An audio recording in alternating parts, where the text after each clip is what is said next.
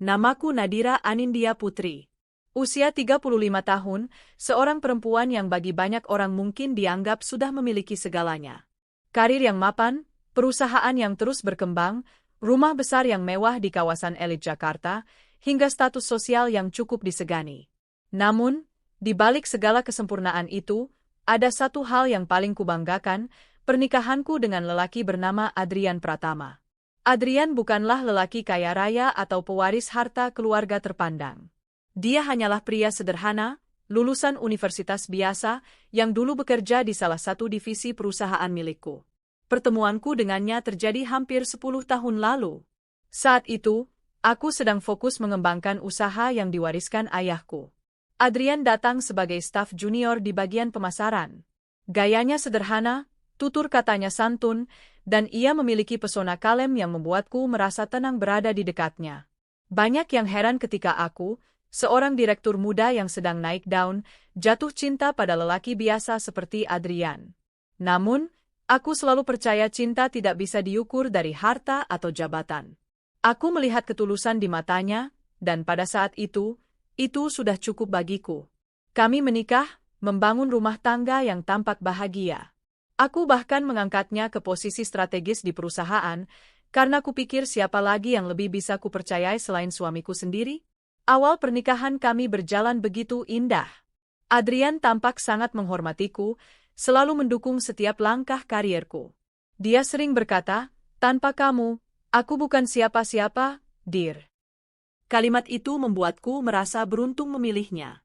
Aku merasa dialah lelaki yang mampu menerimaku apa adanya, tanpa terintimidasi oleh pencapaianku. Seiring berjalannya waktu, aku makin disibukkan oleh berbagai proyek besar. Perusahaan keluarga yang kupimpin berkembang pesat. Kami membuka cabang di beberapa kota, bahkan mulai melirik pasar luar negeri. Aku tak pernah pelit pada Adrian. Semua fasilitas kuberikan, mobil mewah, kartu kredit tanpa batas, bahkan saham perusahaan yang cukup besar kuserahkan padanya sebagai tanda kepercayaanku. Namun, dalam kesibukan itu, aku mulai menyadari sesuatu. Harmoni rumah tangga kami seakan hanya ada di permukaan. Adrian masih bersikap manis di depan keluarga besar dan kolega, namun di balik itu ada jarak yang perlahan tumbuh di antara kami. Dia sering pulang larut malam dengan alasan pekerjaan. Teleponnya semakin sering berbunyi, dan setiap kali aku mencoba melihat, ia langsung menutup layar atau menjauh. Aku tidak mau langsung berburuk sangka. Selama ini aku percaya penuh pada Adrian. Aku selalu berpikir mungkin aku terlalu sensitif karena kelelahan bekerja. Namun, naluri seorang istri jarang salah. Ada sesuatu yang disembunyikan Adrian dariku. Semua kecurigaanku semakin kuat ketika aku memperkenalkan seorang asisten baru di kantorku, bernama Maya. Perempuan itu awalnya kuterima karena rekomendasi salah satu manajer. Penampilannya cukup menawan, dengan sikap yang sopan di depan orang-orang. Namun, entah mengapa sejak awal aku tidak terlalu menyukainya. Ada sorot mata penuh ambisi yang terselubung di balik senyum manisnya. Awalnya kupikir itu hanya perasaan tidak suka yang tanpa alasan. Tapi lambat laun, aku melihat bagaimana Adrian dan Maya mulai terlihat dekat. Mereka sering berdiskusi lebih lama dari biasanya, bahkan saat jam kerja sudah selesai. Kadang aku melihat Maya sengaja menyentuh lengan Adrian ketika bercakap, sesuatu yang membuat darahku sedikit mendidih. Aku mencoba mengingatkan Adrian dengan lembut, "Kamu jangan terlalu dekat dengan staf ya, nanti ada yang salah paham." Adrian hanya tertawa kecil. "Dir, kamu ini terlalu cemburuan. Aku profesional kok. Lagi pula, Maya itu anaknya rajin, jadi aku memang sering arahin dia," jawabnya sambil menepuk pundakku. Kalimatnya membuatku merasa bersalah. Aku kembali berusaha menepis prasangka, meski hatiku masih gelisah. Malam-malam panjang sering kuhabiskan sendirian di ruang kerja rumah. Adrian entah di mana, kadang katanya sedang meeting dengan klien. Aku ingat jelas satu malam, saat aku melihatnya pulang pukul 2 dini hari. Aku sudah menunggu di ruang tamu, dengan wajah letih namun tetap berusaha tersenyum. "Kok baru pulang, Mas?" tanyaku pelan. Dia tampak kaget melihatku masih terjaga. "Meeting sama klien, Dir. Panjang banget, sampai nggak kerasa jam segini." Aku hanya mengangguk. "Oke." Jangan lupa minum teh dulu biar tenang, ya. Dalam hati, aku ingin menanyakan banyak hal. Tapi aku menahan diri. Bagiku, kepercayaan adalah fondasi utama pernikahan. Aku tidak mau menjadi istri yang mengekang. Aku tidak ingin terlihat curiga berlebihan. Namun, rasa percaya yang kuberikan justru perlahan-lahan berubah menjadi bumerang. Hari demi hari, Adrian semakin sulit diajak berbicara. Dia sering terlihat sibuk dengan ponselnya. Bahkan saat sarapan pagi bersama, matanya lebih sering menatap layar dibanding menatapku. Suatu kali aku iseng bertanya, "Mas, siapa yang sering banget nelpon kamu malam-malam gitu?" Dia sedikit kaget, lalu menjawab cepat, "Oh, itu klien. Ada urusan kerjaan. Kamu nggak usah khawatir, dear."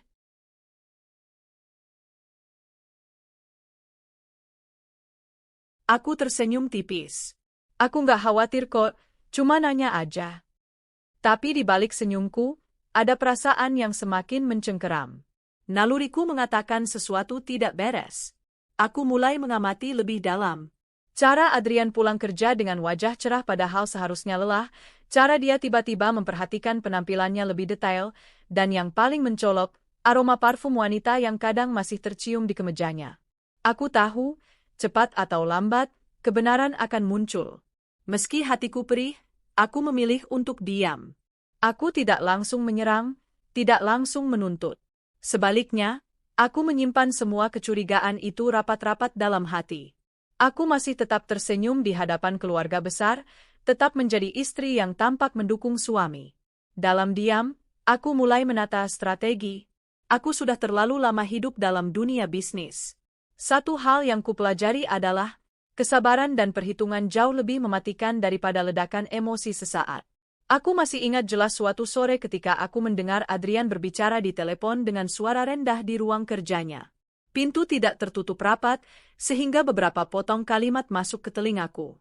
"Tenang aja sayang, semua sudah kusiapkan, nanti kita rayakan besar-besaran, biar semua orang tahu kalau aku serius sama kamu." Kalimat itu membuat tubuhku gemetar. Aku tahu, saat itu bukan sekadar perselingkuhan biasa. Ada sesuatu yang jauh lebih dalam. Aku berdiri di depan jendela kamar malam itu, menatap cahaya lampu kota yang berkelip-kelip. Dari luar, hidupku terlihat sempurna. Tapi hanya aku yang tahu, ada badai besar yang sedang mengintai dari balik keheningan. Adrian mengira aku tidak tahu. Dia mengira aku masih buta oleh cinta dan kepercayaanku. Tapi apa yang tidak dia sadari adalah, aku sudah bersiap. Aku tidak akan membiarkan pengkhianatan ini merusak hidupku. Aku akan menunggu saat yang tepat, dan ketika saat itu tiba, semua kebahagiaan palsunya akan runtuh seperti rumah kartu. Sejak mendengar potongan kalimat Adrian di telepon malam itu, hatiku serasa terhantam batu besar. Aku ingin marah, ingin langsung mendobrak pintu ruang kerjanya, menuntut penjelasan. Namun, aku menahan diri.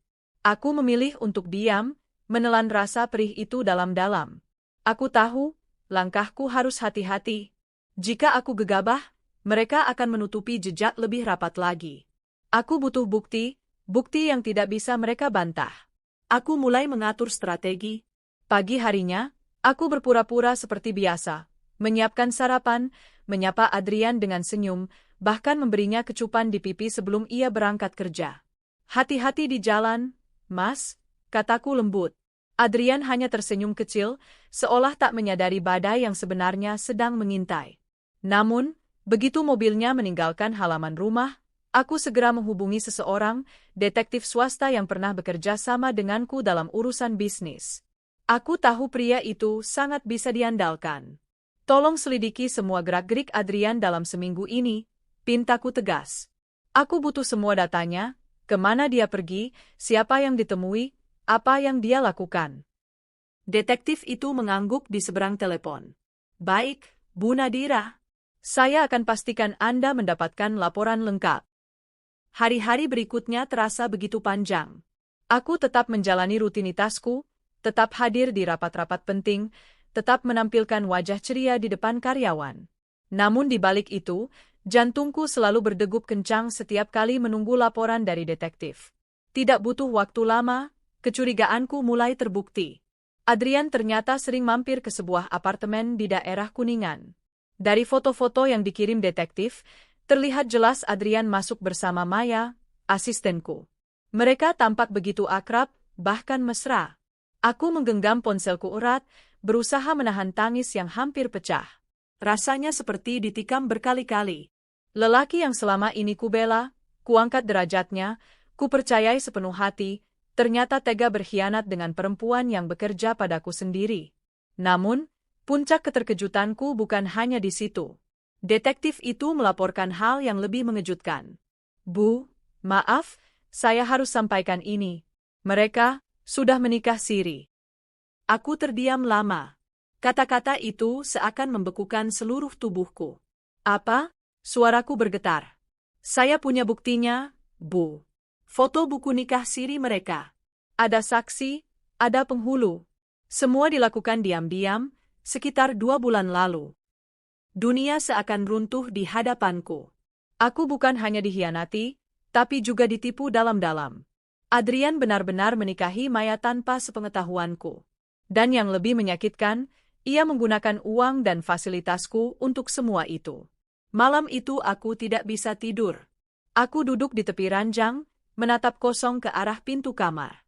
Air mata mengalir tanpa bisa kucegah. Aku teringat semua pengorbananku untuk Adrian, bagaimana aku membangunkannya dari nol, memberinya jabatan tinggi, memberinya kepercayaan penuh. Dan inilah balasannya. Aku ingin berteriak, ingin memaki, tapi tidak ada yang keluar dari bibirku.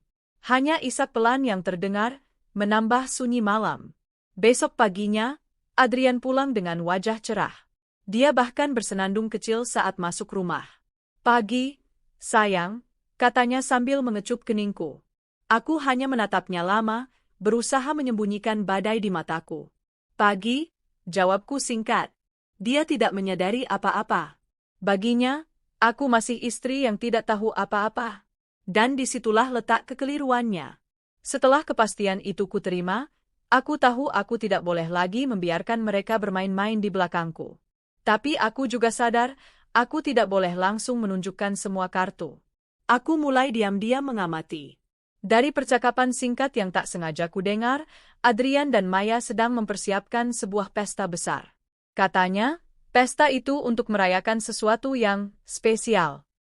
Mereka ingin mengundang banyak orang, membuat acara semewah mungkin, agar dunia tahu betapa bahagianya mereka. Aku tersenyum miris. Jadi begini caranya mereka merayakan pengkhianatan? Menggunakan uangku, memamerkan cinta terlarang mereka dengan pesta megah? Baiklah, pikirku, jika itu yang mereka inginkan, aku akan biarkan mereka menggali lubang sendiri. Aku hanya perlu sedikit dorongan, dan seluruh bangunan kebohongan mereka akan runtuh. Di kantorku, aku mulai memperhatikan interaksi Adrian dan Maya lebih dekat. Ternyata mereka sudah tidak terlalu hati-hati lagi. Sesekali aku melihat Maya menatap Adrian dengan pandangan penuh cinta. Adrian pun tak segan-segan membalas dengan senyuman yang hanya bisa dimengerti oleh 2 orang yang sedang kasmaran. Beberapa karyawan mulai berbisik-bisik di belakangku, meski mereka tak berani menyampaikannya langsung. Aku tahu gosip itu sudah menyebar, hanya saja mereka takut menyakiti perasaanku. Suatu hari, aku sengaja masuk ke ruang kerja Adrian tanpa mengetuk. Dia sedang duduk di meja, tersenyum sambil mengetik di ponselnya. Begitu aku masuk, ia buru-buru meletakkan ponselnya. "Sedang apa, Mas?" tanyaku dengan nada ringan. Ini, kerjaan," jawabnya gugup. Aku hanya tersenyum. "Oh, oke. Semangat ya." Dalam hati aku sudah tahu pasti, pesan itu untuk Maya. Aku bahkan sempat melirik layar ponselnya yang belum terkunci, ada nama, M, dengan emotikon hati di daftar chat teratas. Malam demi malam aku habiskan dengan berpura-pura tidur di samping Adrian. Padahal mataku terbuka lebar, menatap langit-langit kamar, sambil menahan tangis. Aku bertanya pada diriku sendiri, bagaimana mungkin lelaki yang begitu kucintai tega melakukan semua ini? Bagaimana mungkin ia sanggup menipu wajahku yang setiap hari menatapnya penuh kasih? Namun, setiap kali rasa sakit itu datang, aku mengingatkan diriku, jangan gegabah. Ada harga yang harus mereka bayar. Dan harga itu tidak akan murah. Suatu sore, aku memutuskan untuk mengikuti Adrian diam-diam. Mobilku melaju perlahan di belakang mobilnya. Aku melihatnya masuk ke sebuah restoran mewah. Dari kejauhan, aku melihat Maya sudah menunggunya. Mereka duduk berdua, tertawa, saling menatap penuh cinta. Aku menahan napas, berusaha mengendalikan emosi. Tanganku gemetar memegang setir. Ingin rasanya aku masuk, melempar segelas air ke wajah mereka, dan berteriak di depan semua orang. Tapi sekali lagi, aku menahan diri. Aku hanya mengambil beberapa foto dari jauh. Cukup untuk menambah koleksi bukti pengkhianatan mereka. Puncaknya terjadi ketika detektifku mengirimkan rekaman video. Dalam video itu, Adrian dan Maya sedang membicarakan pesta mereka. Aku nggak sabar, Mas. Nanti semua orang tahu kalau aku istrimu yang sah, meski baru nikah siri. Kita rayakan besar-besaran, biar nggak ada yang bisa meremehkan kita, kata Maya dengan manja. Adrian tertawa puas. Iya, sayang. Semua ini sudah siap. Rumah mewah itu juga sebentar lagi jadi milik kita. Aku ingin kamu tinggal di sana bersama keluargamu. Kamu pantas dapat yang terbaik. Mendengar kalimat itu, darahku mendidih. Jadi benar, rumah yang selama ini kubeli, atas namaku, dengan uangku, hendak ia serahkan untuk Maya dan keluarganya? Disitulah aku tahu, sudah cukup. Aku tidak bisa hanya menjadi penonton lagi. Aku harus bergerak. Malam itu aku berdiri di depan cermin, menatap bayangan diriku sendiri. Wajahku tampak lelah, tapi ada api yang menyala di mataku. Baiklah, Adrian, bisikku pada bayangan itu. Kamu kira aku tidak tahu? Kamu kira aku akan diam saja melihat pengkhianatanmu? Kau salah besar. Aku akan membiarkanmu merasakan manisnya pesta itu sebentar. Tapi setelah itu, aku akan membuatmu jatuh ke dalam jurang yang tidak akan pernah bisa kau panjat lagi. Aku tersenyum dingin. Permainan baru saja dimulai. Sejak malam itu, ketika aku mendengar dengan jelas rencana Adrian untuk menyerahkan rumahku kepada Maya, hatiku tidak lagi bergetar karena cinta. Yang tersisa hanyalah bara api yang membakar setiap sudut perasaanku. Aku sudah cukup lama menjadi korban kebohongan, sudah cukup lama membiarkan diriku dikhianati. Kini, sudah saatnya aku bergerak. Aku tahu, balas dendam yang tergesa-gesa hanya akan membuatku tampak lemah. Adrian dan Maya akan dengan mudah memutar balik keadaan, menuduhku sebagai istri pencemburu yang tidak rasional. Tidak, aku tidak akan memberi mereka kesempatan itu. Aku akan membuat mereka jatuh dengan cara paling elegan, menggunakan tangan mereka sendiri. Langkah pertama yang kulakukan adalah mengamankan asetku. Semua rekening bank yang selama ini kubagi dengan Adrian, kututup aksesnya. Aku memblokir semua kartu ATM dan kartu kredit atas namaku yang kuserahkan padanya. Adrian mungkin berpikir semua itu haknya, padahal sejak awal semua terikat secara legal atas namaku. Aku duduk di ruang kerja pribadiku, menandatangani beberapa dokumen penting. Pastikan semua rekening atas nama saya dipindahkan ke tabungan pribadi, tanpa akses tambahan, kataku pada manajer bank yang sudah lama mengenalku. Ia menatapku dengan bingung. Baik, Bu Nadira. Tapi, bagaimana dengan Tuan Adrian? Aku tersenyum dingin. Tak perlu dia tahu. Ini urusan pribadiku. Beberapa hari kemudian, aku diam-diam menjual salah satu rumah mewah yang selama ini kami tempati sesekali. Rumah itu kebetulan adalah properti yang Adrian janjikan untuk Maya. Aku menjualnya ke seorang pengusaha muda yang langsung membayar lunas. Transaksi kulakukan senyap, hanya lewat notaris dan kuasa hukumku. Aku bisa membayangkan bagaimana wajah Adrian nanti ketika ia membawa Maya ke rumah itu, hanya untuk mendapati kenyataan pahit bahwa rumah tersebut sudah bukan miliknya lagi. Langkah berikutnya adalah membiarkan pesta mereka tetap berjalan. Aku tahu, Adrian dan Maya tengah mempersiapkan acara besar-besaran. Vendor sudah dipesan, undangan sudah disebar, dan uang muka sudah diberikan, tentu saja menggunakan danaku. Aku sengaja tidak menghentikan rencana itu. Biarlah mereka tenggelam dalam euforia semu. Biarlah mereka merasa aman, merasa sudah berhasil memperdaya diriku. Aku ingin pesta itu menjadi panggung terbesar untuk memperlihatkan kehancuran mereka. Namun, agar rencana ini berhasil, Aku harus benar-benar memastikan semua sumber dana Adrian tertutup rapat. Aku menghubungi akuntan pribadiku, mengatur ulang semua kepemilikan saham, dan secara halus mencabut hak tanda tangan Adrian di perusahaan. Mulai hari ini, semua keputusan finansial harus melalui saya langsung. Jangan ada transaksi tanpa izin saya, tegasku perintahkan. Sang akuntan mengangguk patuh. Ia tidak berani menanyakan lebih lanjut, meski aku tahu ia pasti bertanya-tanya apa yang sebenarnya sedang terjadi. Di hadapan Adrian, aku tetap tampil seperti istri yang setia dan penuh cinta. Aku masih menyiapkan sarapan, masih menanyakan kabarnya, bahkan sesekali memberinya hadiah kecil. Semua itu kulakukan untuk membuatnya merasa aman. Mas, kamu kelihatan capek. Mau kubuatkan jus? Tanyaku suatu malam. Adrian tersenyum puas, lalu mengangguk. Iya, Dir. Kamu memang istri yang paling pengertian. Aku hanya tersenyum, meski dalam hatiku mencibir. Jika saja ia tahu apa yang sudah kusiapkan, mungkin senyumnya tidak akan selebar itu. Maya pun masih berusaha bermain peran di depanku. Ia tetap bersikap sopan, menunduk setiap kali berpapasan denganku di kantor. Tapi aku bisa melihat dari sorot matanya, ada rasa puas dan congkak yang ia sembunyikan. Seakan-akan ia sudah memenangkan sesuatu dariku. Baiklah, Maya. Nikmati saja rasa puas itu sebentar. Waktumu tidak lama. Aku tahu, dalam permainan ini aku tidak boleh meninggalkan celah. Adrian pasti akan mencari cara ketika semuanya mulai runtuh. Karena itu, aku juga mulai menyiapkan dokumen legal untuk memutuskan semua keterlibatannya di perusahaan. Di ruang rapat bersama pengacara, aku menyampaikan keputusanku. Segera siapkan surat pemecatan untuk Adrian. Alasannya, pelanggaran etika perusahaan. Pengacaraku sempat terdiam. Apakah ibu yakin? Bagaimanapun beliau suami ibu.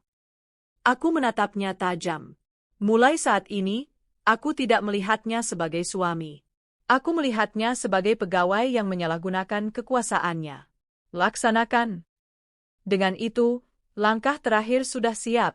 Adrian mungkin mengira ia bisa bermain aman dengan menyembunyikan pernikahan sirinya, tapi ia lupa, seluruh kekuasaan, harta, dan fasilitas yang ia gunakan selama ini berasal dariku. Tanpa aku, dia bukan siapa-siapa. Hari demi hari berlalu. Adrian dan Maya semakin sibuk mengurus pesta mereka. Aku mendengar mereka membicarakan dekorasi, catering, bahkan band musik yang akan tampil. Maya sering terlihat menelpon vendor dengan suara riang, sementara Adrian tampak semakin percaya diri. Aku sudah atur semuanya, sayang. Setelah pesta ini, semua orang akan tahu kita pasangan yang kuat. Kita akan punya rumah mewah, jabatan tinggi, dan masa depan cerah, kata Adrian pada Maya, yang kebetulan terdengar olehku saat mereka tidak tahu aku masih berada di kantor. Aku hanya tersenyum samar. Masa depan cerah? Mereka bahkan tidak sadar bahwa masa depan mereka sudah kututup rapat-rapat. Aku memutuskan untuk tidak mengganggu persiapan mereka. Biarlah pesta itu berjalan seperti rencana. Aku ingin mereka merasakan euforia penuh sebelum terjun ke jurang paling dalam. Malam sebelum pesta, Adrian pulang lebih larut dari biasanya. Dia tampak lelah, tapi juga bahagia. Aku menunggunya di ruang tamu dengan senyum tipis. Capek, Mas? Tanyaku. Dia mengangguk. Iya, tapi semua sebentar lagi akan terbayar. Besok adalah hari yang penting banget. Aku berpura-pura tidak mengerti. Oh ya? Ada acara apa? Adrian terlihat kaget sebentar, lalu tertawa kecil. Ah, enggak ada. Maksudku, ada gathering sama beberapa rekan bisnis. Kamu kan tahu sendiri. Aku hanya mengangguk, seolah percaya. Ya sudah, semoga lancar ya. Dalam hatiku, aku hampir tertawa terbahak. Besok bukan hanya sekadar gathering bisnis baginya. Besok adalah hari kejatuhan besar yang tidak akan pernah ia lupakan. Aku berbaring di ranjang malam itu dengan senyum puas. Untuk pertama kalinya setelah sekian lama, aku merasa tenang. Semua sudah kusiapkan dengan matang, rekening terblokir, aset terjual, surat pemecatan sudah menunggu. Adrian dan Maya boleh berpesta sesuka hati. Mereka boleh merasa menjadi raja dan ratu sehari. Tapi setelah itu, Dunia akan menunjukkan pada mereka betapa rapuhnya kebahagiaan yang dibangun di atas pengkhianatan. Aku menarik selimut, menutup mataku, dan berbisik pada diriku sendiri, besok, permainan berakhir. Hari yang dinanti Adrian dan Maya akhirnya tiba. Dari pagi, suasana rumah sudah sibuk. Aku melihat beberapa koper besar disiapkan, mobil mewah Adrian sudah dicuci mengilap, dan pakaian pesta terbaik sudah dipilih. Adrian mengenakan setelan jas baru berwarna biru tua, lengkap dengan dasi sutra. Maya, dengan gaun malam berkilauan, tampak bagai ratu kecil yang haus sorotan. Mereka berdua melangkah dengan penuh percaya diri, seolah dunia sedang berada di genggaman mereka. Aku menatap dari jauh, berpura-pura tidak tahu apa yang sebenarnya terjadi. Hati-hati di jalan, Mas, kataku datar ketika Adrian pamit. Dia menepuk bahuku dengan senyum penuh kemenangan. Terima kasih, sayang. Doakan lancar ya. Dalam hatiku, aku hanya tertawa getir. Lancar? Kita lihat saja nanti. Gedung ballroom Hotel Bintang 5 di pusat kota malam itu tampak berkilau. Lampu kristal menggantung megah, dekorasi bunga segar menghiasi setiap sudut, dan musik orkestra mengalun lembut menyambut tamu. Undangan datang dari berbagai kalangan, pebisnis, pejabat, rekan kerja, bahkan beberapa selebriti. Semua orang memuji kemegahan pesta itu. Luar biasa. Adrian benar-benar tahu cara mengadakan acara, komentar salah satu tamu. Adrian tersenyum bangga, menggandeng Maya yang tersipu malu-malu namun jelas menikmati sorotan. Mereka berdiri di tengah ruangan, menerima ucapan selamat seolah pasangan pengantin baru. Aku hadir malam itu, bukan sebagai tamu undangan resmi, melainkan sebagai penonton diam. Dari sudut ruangan, dengan gaun hitam sederhana namun elegan, aku menyaksikan semua dengan mata dingin. Tidak ada seorang pun yang menyangka bahwa akulah sumber dari semua dana pesta ini, dan juga alasan mengapa pesta itu sebentar lagi akan berakhir kacau. Acara berjalan lancar pada awalnya. Ada pidato singkat dari Adrian, di mana ia berbicara penuh percaya diri. Terima kasih kepada semua yang hadir malam ini. Malam ini adalah malam spesial bagi saya, malam yang menandai langkah baru dalam hidup saya, katanya, menatap Maya penuh makna. Para tamu bertepuk tangan. Maya tersenyum, pura-pura malu, namun sorot matanya jelas menunjukkan rasa puas. Aku hanya mengangkat gelas sampanye, menyesapnya pelan, sambil menunggu babak berikutnya. Pesta mulai mencapai puncaknya ketika makanan utama selesai disajikan dan musik mulai mengiringi dansa. Semua orang menikmati malam itu tanpa curiga. Namun, di balik layar, manajer hotel mulai resah. Ia mendekati Adrian dengan wajah canggung. Maaf, Pak Adrian, saya perlu bicara sebentar. Adrian, yang masih larut dalam euforia, mengangguk santai. Ada apa? Tagihan untuk acara malam ini, Pak. Sesuai perjanjian, pembayaran pelunasan harus dilakukan sebelum acara selesai. Totalnya, seperti yang sudah tertulis. Adrian tersenyum percaya diri, merogoh dompet, dan menyerahkan kartu kredit. Tenang saja. Semua sudah siap. Beberapa menit kemudian, manajer hotel kembali dengan wajah pucat. Maaf, Pak, kartu ini ditolak. Adrian mengerutkan kening. Apa? Mustahil. Coba lagi. Kartu itu dicoba berkali-kali, namun hasilnya sama, declined. Adrian mulai panik. Ia mencoba kartu lain, namun hasilnya sama. Semua kartu tidak bisa digunakan.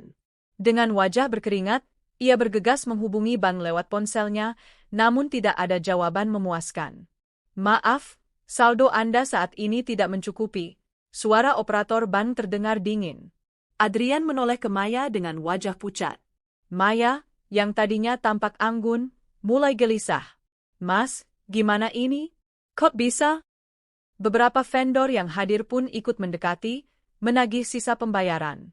Pak Adrian, mohon maaf, tapi catering harus segera dilunasi malam ini. Dekorasi juga belum terbayar penuh, Pak. Bisik-bisik mulai terdengar di antara tamu. Ada apa itu? Kenapa ribut? Adrian mencoba menenangkan. Tenang, tenang, saya akan urus semuanya. Ini hanya masalah teknis. Namun suaranya terdengar gemetar. Dari sudut ruangan, Aku meneguk sampanye terakhirku, menahan senyum puas. Inilah yang kutunggu. Adrian yang selama ini begitu percaya diri, kini tergagap di hadapan semua orang. Maya, yang selama ini bersikap congkak, kini hanya bisa berdiri kaku dengan wajah pucat pasi. Aku bisa merasakan tatapan banyak tamu mulai berubah. Bisikan-bisikan semakin nyaring. Reputasi Adrian hancur hanya dalam hitungan menit. Dalam kepanikan, Adrian berusaha menghubungiku. Ponselku bergetar berkali-kali, tapi tidak sekalipun ku jawab. Ia bahkan mengirim pesan singkat. Dear, tolong, ada masalah pembayaran. Bisa kamu transfer sekarang? Aku jelasin nanti. Aku hanya membaca pesan itu sambil tersenyum dingin. Tidak ada balasan. Biarlah dia merasakan sendiri akibat dari pengkhianatannya. Acara yang semula megah berubah menjadi kacau. Musik berhenti, beberapa tamu memilih pulang lebih awal. Manajer hotel akhirnya memutuskan untuk menutup akses makanan dan minuman tambahan hingga pembayaran jelas. Vendor-vendor terus menagih, wajah mereka tegang. Adrian hanya bisa terdiam, keringat bercucuran. Maya menunduk, air mata mulai mengalir karena malu. Semua orang yang tadinya memuji kini menatap dengan iba, bahkan ada yang terang-terangan mencibir. Katanya sukses, ternyata nggak bisa bayar, bisik salah seorang tamu. Memalukan sekali, sahut yang lain. Malam itu, pesta yang seharusnya menjadi momen kemenangan bagi Adrian dan Maya justru berubah menjadi awal kehancuran. Mereka berdua berdiri di tengah ballroom yang kini sunyi, ditinggalkan tamu-tamunya, dengan wajah pucat dan mata penuh ketakutan. Aku meninggalkan ruangan dengan langkah tenang, tanpa menoleh lagi. Dalam hati, aku berbisik, ini baru permulaan. Besok, penderitaan kalian akan semakin lengkap. Pesta itu berakhir dengan rasa malu yang tidak terkatakan.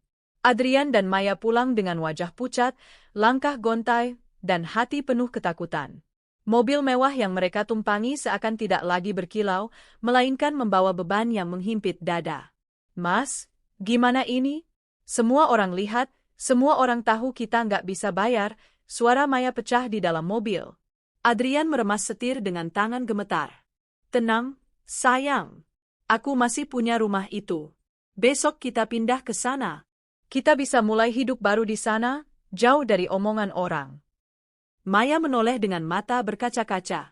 Beneran, Mas? Rumah itu udah jadi milik kita? Adrian mengangguk mantap, meski dalam hatinya sendiri ada rasa cemas. Ia tidak tahu bahwa rumah yang ia banggakan itu sudah lama kujual secara diam-diam. Esok paginya, dengan penuh semangat palsu, Adrian mengajak Maya dan keluarganya ke rumah mewah itu. Mereka membawa beberapa koper, bahkan orang tua Maya ikut serta dengan wajah penuh kebanggaan. Akhirnya, kita bisa tinggal di rumah impian, ujar ibu Maya sambil menepuk-nepuk tangan anaknya. Kamu beruntung, Maya. Punya suami mapan, punya rumah besar. Maya tersenyum, meski senyum itu masih bergetar karena rasa malu pesta semalam. Iya, Bu, semua berkat Mas Adrian. Adrian mengangkat dagunya tinggi-tinggi, berusaha menutupi kegugupannya. Tunggu saja, kalian akan lihat betapa megahnya rumah kita nanti. Mobil-mobil itu berhenti di depan gerbang besi besar rumah mewah yang pernah aku beli. Dari luar, rumah itu tampak tetap sama, megah, modern, dengan halaman luas dan taman indah. Namun, begitu mereka masuk ke halaman, ada sesuatu yang aneh. Di pintu rumah sudah berdiri seorang pria parubaya dengan wajah tegas. Ia mengenakan kemeja rapi, ditemani dua petugas keamanan. Selamat pagi. Bisa saya tahu kalian siapa? Tanya pria itu dingin. Adrian tersenyum sopan. Saya Adrian Pratama. Ini rumah saya. Pria itu menaikkan alisnya. Rumah Anda? Mohon maaf, Pak, rumah ini milik saya. Saya pemilik barunya. Adrian terkejut. Apa? Tidak mungkin. Ini rumah saya yang menyiapkan semua ini. Pria itu mengeluarkan dokumen dari map. Silakan lihat. Sertifikat atas nama saya sudah sah. Transaksi dilakukan lewat notaris 2 minggu lalu. Kalau tidak percaya, Anda bisa cek ke BPN. Adrian meraih dokumen itu dengan tangan gemetar. Matanya membesar ketika membaca nama yang tertera, bukan lagi milikku. Maya memegang lengan Adrian. Mas, ini apa maksudnya? Katanya rumah ini untuk kita? Adrian terdiam, wajahnya pucat pasi.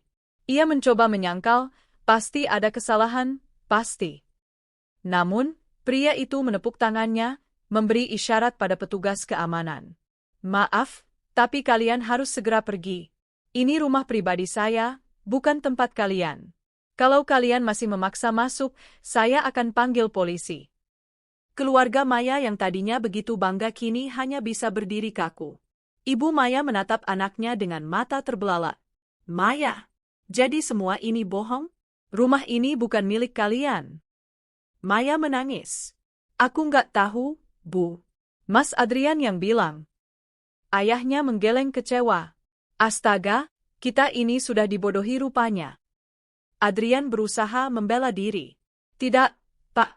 Ini rumah saya, hanya ada sedikit masalah teknis. Masalah teknis apanya? Bentak pria pemilik rumah. Kamu ini siapa? Datang-datang ngaku rumah orang. Cepat pergi sebelum saya benar-benar marah. Suara bentakan itu membuat wajah Adrian merah padam, bukan karena marah, melainkan karena malu luar biasa. Tetangga sekitar yang melihat pun mulai berbisik-bisik. Itu yang kemarin pesta mewah kan? Kok sekarang diusir? Memalukan sekali. Maya akhirnya menyadari sesuatu. Ia menatap Adrian dengan wajah penuh air mata. Mas, jangan-jangan, semua ini bukan milikmu?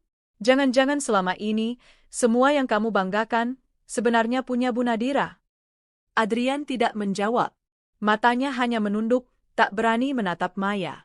Tangisan Maya pecah. Astaga, jadi aku ini cuma perempuan bodoh yang dipermainkan?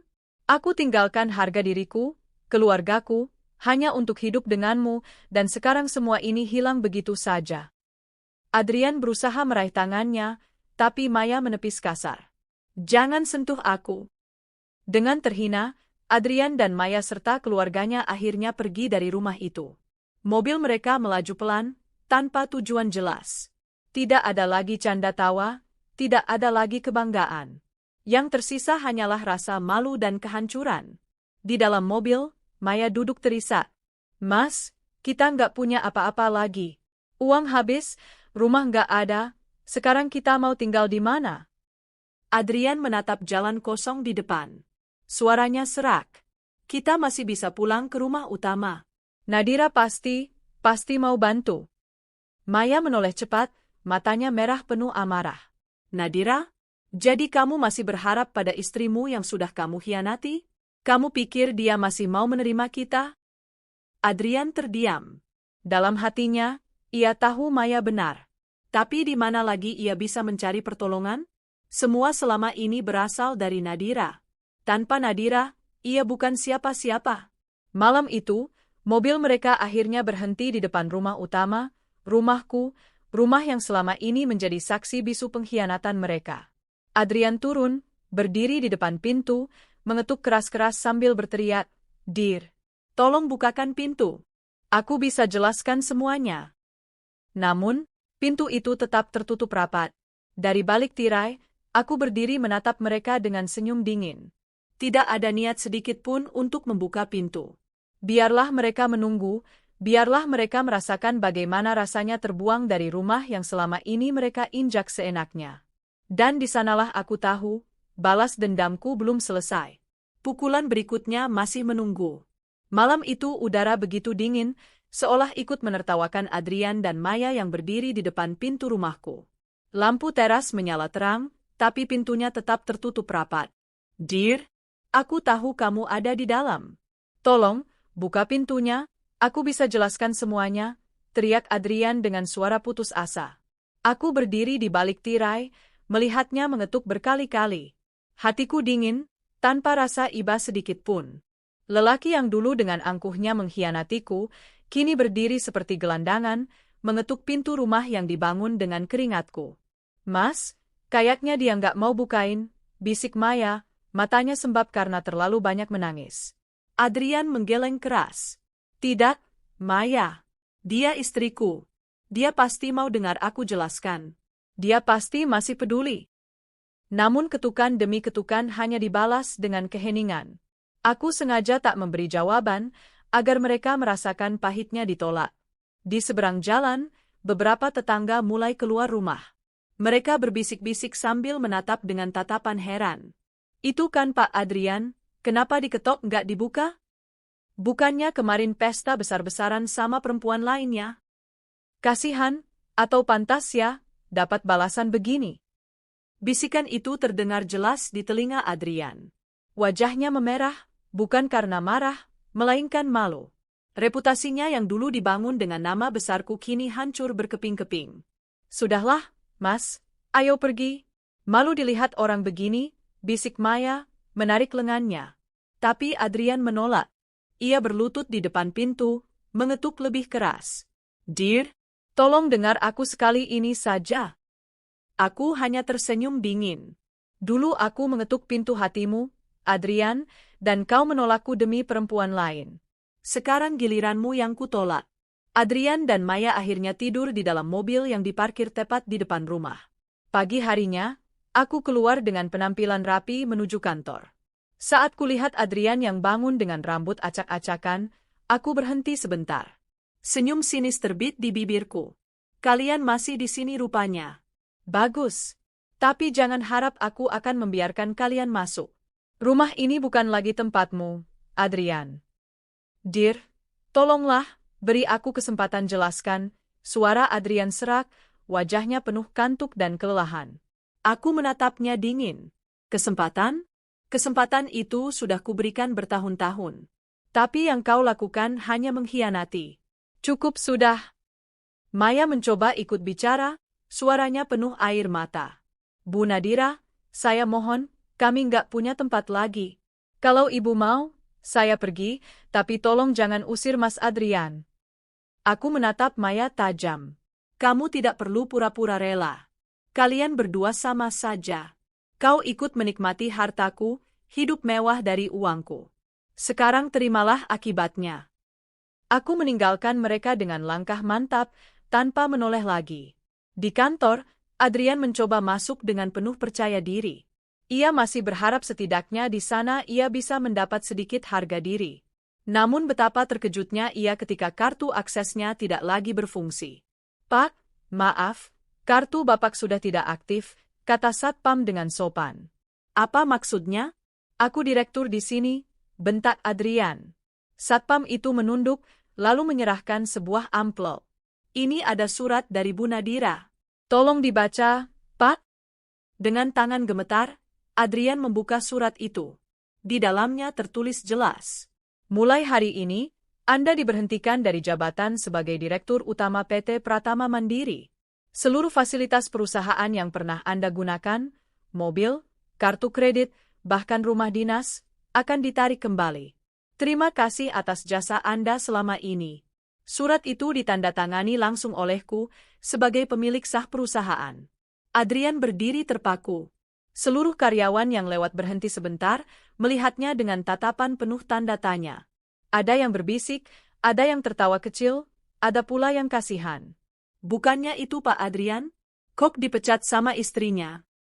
Pantesan kemarin pesta gagal, ternyata semua uangnya dari Bu Nadira. Selama ini cuma numpang nama rupanya. Bisikan itu bagai anak panah yang menusuk telinga Adrian. Wajahnya panas, tangannya mengepal, tapi ia tidak bisa berbuat apa-apa. Maya yang menunggu di luar segera menghampirinya. Mas, gimana? Bisa kerja lagi kan? Adrian menunduk, matanya kosong. Aku, dipecat, Maya. Semua fasilitas ditarik. Maya menutup mulutnya, menahan isak. Astaga, terus kita sekarang mau makan apa? Mas? Bayar apa? Hidup gimana? Adrian menatap istrinya dengan mata putus asa. Aku nggak tahu, aku benar-benar nggak tahu lagi. Kabar pemecatan Adrian menyebar cepat. Rekan-rekan bisnis yang dulu menyanjungnya kini menjauh. Telepon genggamnya terus berdering, tapi isinya hanya penagihan hutang, bukan lagi tawaran kerja sama. Sementara itu, keluarganya sendiri mulai kehilangan kesabaran. Orang tua Maya yang sebelumnya bangga kini tak henti-hentinya memaki. Kamu ini laki-laki macam apa, Adrian? bentak ayah Maya. Janji manis saja yang bisa kamu kasih. Lihat sekarang, kami sekeluarga jadi bahan tertawaan. Maya pun tak kalah kecewa. Mas, aku bodoh ikut kamu. Aku kira kamu bisa kasih aku masa depan. Ternyata cuma janji palsu semua. Adrian hanya terdiam, menunduk tanpa kata. Malam itu, Adrian kembali berdiri di depan rumahku. Kali ini ia tak mengetuk lagi. Ia hanya berdiri menatap pintu yang tertutup dengan mata merah dan wajah penuh luka batin. Dear, suaranya lirih, hampir seperti bisikan. Aku tahu aku salah. Aku sadar aku cuma numpang. Aku sadar aku bodoh mengkhianatimu. Tapi, bisakah kau beri aku satu kesempatan lagi? Aku janji akan berubah. Aku berdiri di balik jendela, mendengarnya. Namun bibirku tetap terkatup rapat. Tidak ada lagi kesempatan, tidak ada lagi maaf. Untuk seorang pengkhianat, inilah balasan yang pantas. Adrian akhirnya pergi dengan langkah gontai, membawa Maya yang terus menangis. Mereka benar-benar tak punya apa-apa lagi, tidak rumah, tidak pekerjaan, tidak martabat. Dan aku, di balik jendela, meneguk secangkir teh hangat dengan senyum tipis. Balas dendamku sudah semakin mendekati puncak. Namun aku tahu, ini belum selesai. Masih ada satu pukulan terakhir yang akan membuat mereka benar-benar tersungkur. Malam itu, jalanan kota terasa asing sekaligus kejam bagi Adrian dan Maya. Mereka duduk di trotoar, beralaskan kardus yang ditemukan di dekat tong sampah. Mobil mewah yang dulu selalu mereka gunakan sudah ditarik perusahaan, sementara tabungan sudah tak tersisa. Mas, dingin sekali, bisik Maya, memeluk tubuhnya sendiri. Adrian merangkul istrinya erat-erat, mencoba memberi sedikit kehangatan. Sabar, Maya. Besok, mungkin aku bisa cari kerja. Namun dalam hati, Adrian tahu itu hanyalah janji kosong. Dengan reputasi hancur, siapa yang mau mempekerjakannya? Pagi menjelang, suara klakson dan hiruk-pikuk kota membangunkan mereka. Maya meringis, perutnya keroncongan. Mas, aku lapar, ucapnya pelan. Adrian menghela napas panjang. Ia mengeluarkan dompetnya, yang kini hanya berisi beberapa lembar uang kertas lusuh. Sisa uang itu hanya cukup membeli 2 bungkus nasi kucing di warung pinggir jalan. Saat mereka makan dengan lahap, Maya meneteskan air mata. Dulu kita makan di restoran mahal, Mas, sekarang begini. Aku nggak pernah bayangkan. Adrian menunduk. Semua salahku, Maya. Aku terlalu serakah. Aku kira dengan Nadira aku bisa tetap kaya sambil punya kamu. Ternyata aku salah besar. Saat mereka duduk di taman kota untuk mengisi waktu, beberapa orang lewat menatap dengan tatapan mencibir. Itu kan Adrian? Dulu yang pesta besar sama asistennya. Hahaha, sekarang makan nasi kucing di pinggir jalan. Dasar laki-laki tak tahu diri. Setiap kata itu menusuk hati Adrian. Ia ingin menutup telinga, tapi suara-suara itu terus menghantui. Maya menunduk malu, wajahnya memerah. Mas, aku nggak kuat dipermalukan begini. Semua orang tahu aib kita. Adrian menggenggam tangannya. Aku tahu, tapi kita harus bertahan. Hari demi hari, Adrian mencoba mencari pekerjaan. Ia mendatangi kantor-kantor kecil, restoran, bahkan gudang. Namun begitu orang tahu namanya, semua menolak. Pak Adrian, maaf, kami tidak bisa menerima. Nama Bapak terlalu banyak masalah. Atau coba saja ke perusahaan lain. Kami tidak mau ikut terseret. Hingga akhirnya, pekerjaan yang ia dapat hanyalah kuli angkut di pasar, dengan bayaran seadanya. Di pasar itulah Adrian benar-benar belajar arti jatuh. Dari seorang direktur yang dielu-elukan, ia kini hanya mengangkut karung beras dan peti sayuran. Maya yang menunggu di pinggir pasar menatap dengan air mata berlinang. Mas, apa ini hidup kita sekarang? Adrian hanya bisa terdiam, peluhnya bercucuran. Orang tua Maya yang semula mendukung kini sudah benar-benar berpaling. Jangan bawa-bawa kami lagi, bentak ayah Maya saat Adrian mencoba meminta bantuan. Kamu sudah bikin malu keluarga. Lebih baik kamu jangan pernah datang lagi. Bahkan adik Maya yang dulu selalu minta uang jajan darinya kini ikut menghina. Mas Adrian, dulu sombong sekali. Sekarang minta belas kasihan. Memalukan. Maya pulang dengan hati hancur. Mas, keluargaku sendiri sudah buang aku. Kita benar-benar sendirian. Adrian menghela napas berat. Iya, Maya. Sekarang kita cuma punya diri kita sendiri. Kehidupan keras di jalanan membuat tubuh Maya cepat melemah. Ia sering batuk-batuk, wajahnya pucat. Mas, aku nggak enak badan, katanya suatu malam. Adrian panik. Ia membawanya ke klinik kecil, tapi dokter menolak. Maaf, Pak. Pengobatan butuh biaya.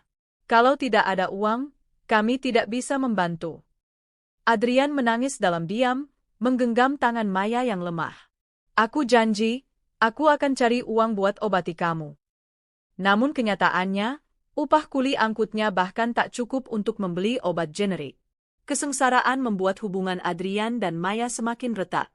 Mas, kalau kamu nggak sanggup kasih aku hidup layak, kenapa dulu ajak aku nikah siri segala? Lebih baik aku nggak pernah ikut kamu, teriak Maya suatu malam. Adrian membalas dengan suara serak, matanya merah. Kamu pikir aku nggak menyesal? Aku sudah hancur, Maya. Jangan tambah aku dengan kata-katamu. Maya menangis, menutupi wajahnya. Aku capek, Mas. Aku benar-benar capek hidup begini. Malam itu mereka berdua terdiam, saling membelakangi, merasakan dinginnya malam yang menusuk hingga ke tulang. Di tengah penderitaannya, Adrian sering teringat pada masa lalu. Senyum Nadira, tatapan penuh cinta, dan semua kenyamanan yang pernah ia dapatkan. Kenapa aku sia-siakan dia?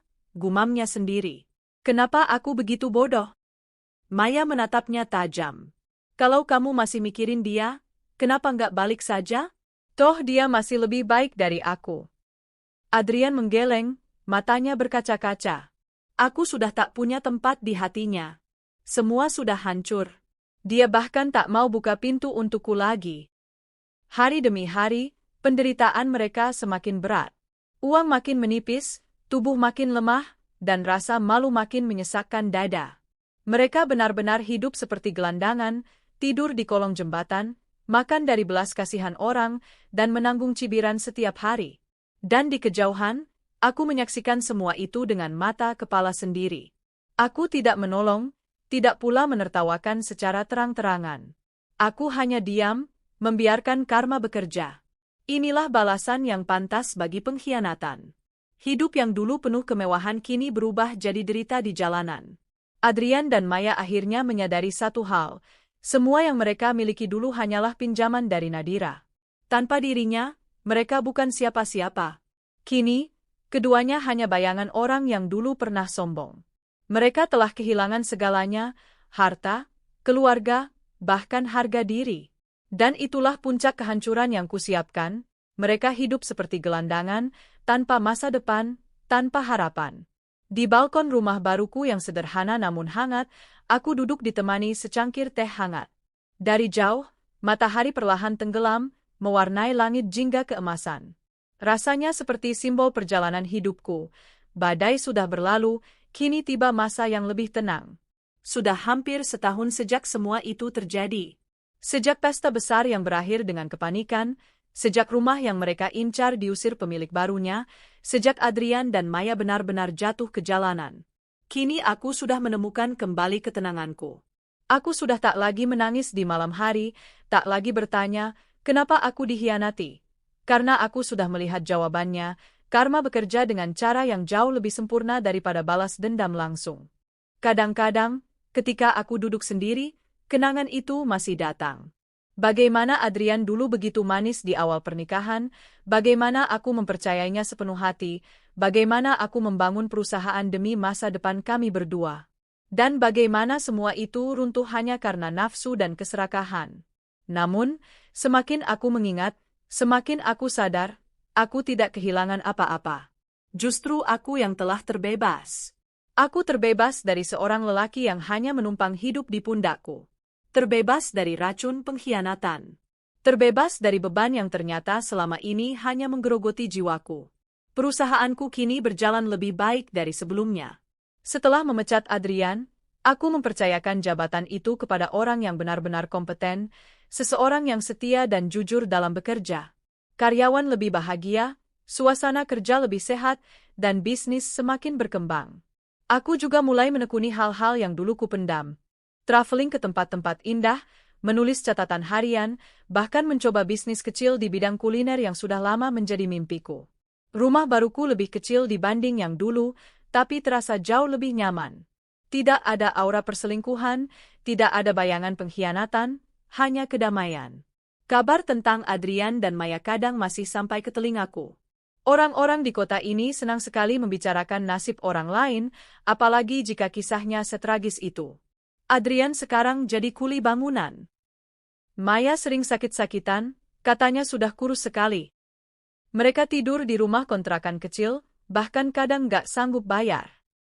Awalnya aku masih merasa iba, tapi kemudian aku sadar, aku tak punya kewajiban lagi untuk mereka.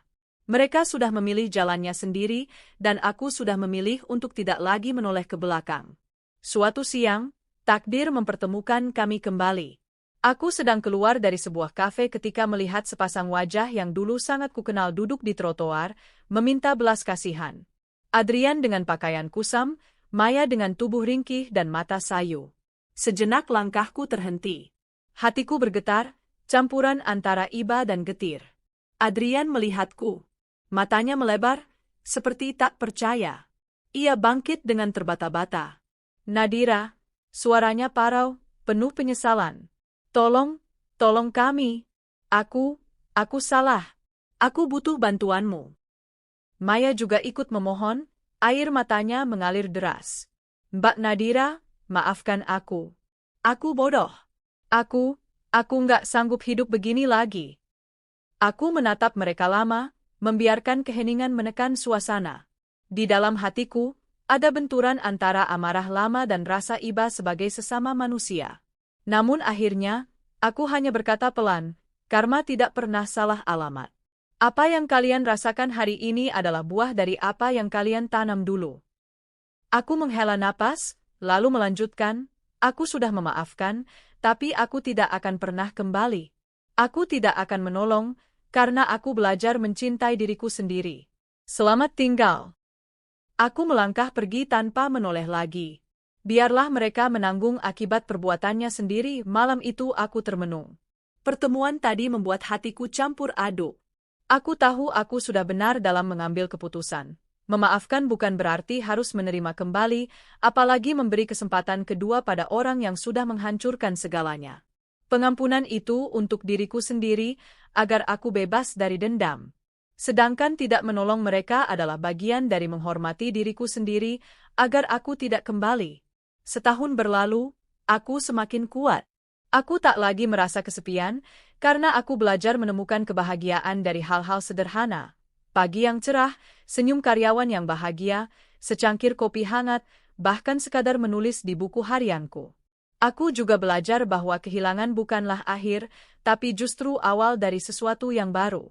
Kehilangan Adrian memberiku kesempatan untuk mencintai diriku sendiri, untuk berdiri lebih tegak, untuk menyadari betapa berharganya diriku. Kini aku tidak lagi takut sendirian. Karena aku tahu, aku sudah punya diriku sendiri, dan itu sudah cukup. Aku menulis catatan kecil di buku harianku malam itu. Nadira, kau sudah melewati badai yang begitu besar. Kau sudah disakiti, dihancurkan, bahkan dikhianati. Tapi lihatlah, kau masih berdiri. Kau masih bisa tersenyum. Kau bahkan lebih kuat daripada yang pernah kau bayangkan. Jangan pernah lagi menyerahkan hidupmu pada orang yang tidak tahu cara menghargaimu. Kau berharga, dan kau pantas bahagia, meski sendiri. Dan begitulah akhirnya, Adrian dan Maya hidup dalam penderitaan, menanggung karma dari keserakahan dan pengkhianatan mereka. Sementara aku, meski sempat hancur, akhirnya bangkit dan menemukan jalan hidupku sendiri. Karma memang tidak pernah salah alamat. Dan balas dendam paling indah bukanlah dengan menyakiti, tapi dengan menunjukkan bahwa kita bisa bahagia tanpa mereka. Aku menatap langit malam yang penuh bintang, lalu tersenyum. Akhirnya, aku benar-benar bebas.